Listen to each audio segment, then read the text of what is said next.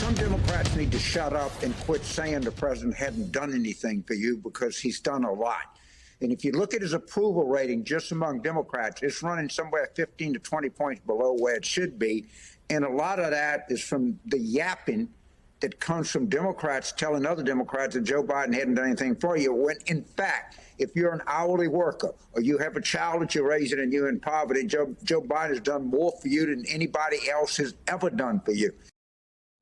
Yapping, a largely underused word, I think, in the American language. James Carville. Well, the president is hitting the road this week with a stop tomorrow in New Hampshire, then on to Oregon and Washington State to make that sales pitch and try to shore up his poll numbers.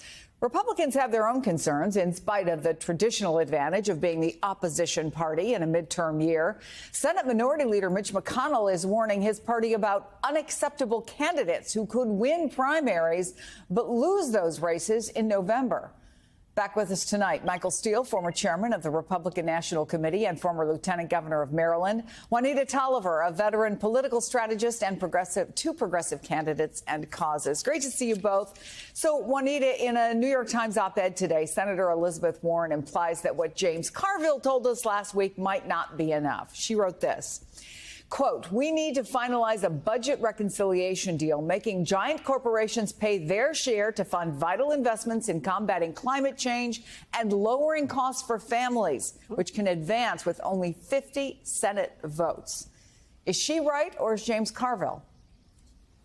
I think it's very easy to answer that question, Chris. Of course, Senator Warren is right. She is giving out a plan that is exponentially better than James Carville's just be grateful for what you got, even though you're still struggling approach. Senator Warren says we need one part blame Republicans for obstructing our agenda and two parts of Democrats doing every single thing they can in Congress and through executive action to make people's lives tangibly better. That was the one mandate of the Biden administration from the moment he assumed office, and is to make sure people know and feel that their lives are better under him than the last guy. And so Democrats need to do everything in their power to deliver on that, because as Senator Warren wrote, voters remember the promises Democrats made in 2020, and they're going to be looking for returns on this investment, all while they're experiencing higher prices for food, for gas, for housing. And so it's absolutely right that Democrats should do what they can in Congress, and Biden leverage his executive authority to make their lives better right now. Do Democrats, do you think, Michael Steele, need to do that? Do they need to come up with something new? Is it a little too much of what have you done for me lately? Which is easier to run against Republicans with? Well, okay, so I don't even know where to begin here. First off, with all the respect I have for Juanita, because she's always on point, but on this one, your point's a little off. Y'all know we got like 6-7 months left in this election, right? So you're going to spend that time. If you can get it done before August recess.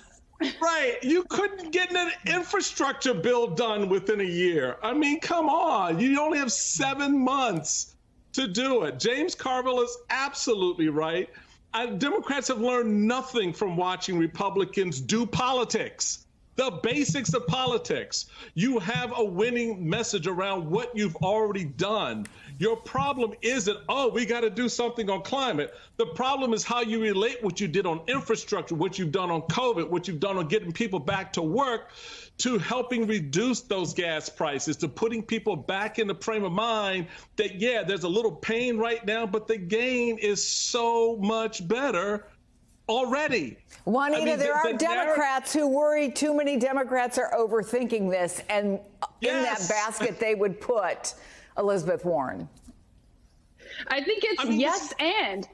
Talk about what Biden has done. Yes, talk about the impacts of the American Rescue Plan. That's still having an impact today. Talk about the infrastructure investments. Talk about that. But you also cannot ignore the context and reality that people are living in real time. Because when they hear, be grateful for what you got, they're going to stay at home. And so making an all-out concerted push, even if you're not successful, making that conservative push shows voters that you're fighting for them day in and day out, no matter what. And that's what they need to see.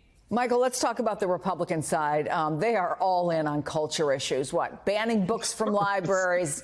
In Florida, they're pulling math textbooks for so-called critical race theory. I mean, is this the kind of thing McConnell is warning about in some of the candidates that Trump's endorsing?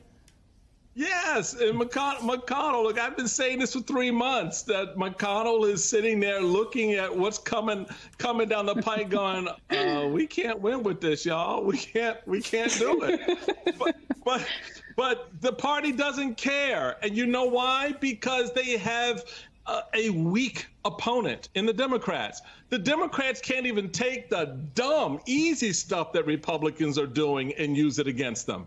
So in one sense, yeah, McConnell's nervous, but the rest of the party isn't. And because they're sitting there looking at the basics, when you can't push back against Marjorie Taylor Greene, DeSantis, and anyone else, where are you going to be worried? That's why you see the doubling down on so much of the culture stuff, because that's an easy narrative to put out, because there's no counter narrative to it. What's the counter narrative to it? You know, the New York Times over the weekend, Juanita, ran a profile of the former president as a modern-day party boss. Here's how they say Trump is exerting his power. He has focused his efforts almost obsessively on installing unflinching loyalists in key battleground state posts, often in place of the very officials who thwarted his attempts to subvert the 2020 results. Simple translation, support the big lie or forget my endorsement. And is that something that Democrats should be using for their base to get them fired up about the midterms? Absolutely, Chris. This is Trump's latest iteration on attacking democracy, attacking our elections, preventing every single person and voter's voice from being heard in elections. And so I think this is something that Democrats are paying attention to and responding to. And we're seeing that response in the investments of Secretary of State races, where we know Trump has endorsed candidates in states that he lost, like Arizona, Michigan, and Georgia. And he's trying to do that. And so in response, Democrats are not letting these races go unnoticed like they have in elections past. But also we're seeing new investments, even in very, very local clerk positions and election administrators through groups like Run for Something and American Bridge that are making investments to recruit candidates, because Trump is going to continue this. He's going to try to rig elections by selecting the referees, the same way he tried to subvert the outcome in 2020. And so driving attention to this, emphasizing the impact that these elections and the midterms will have on our elections for the foreseeable future, it's critical for Democrats. It should be a part of their messaging.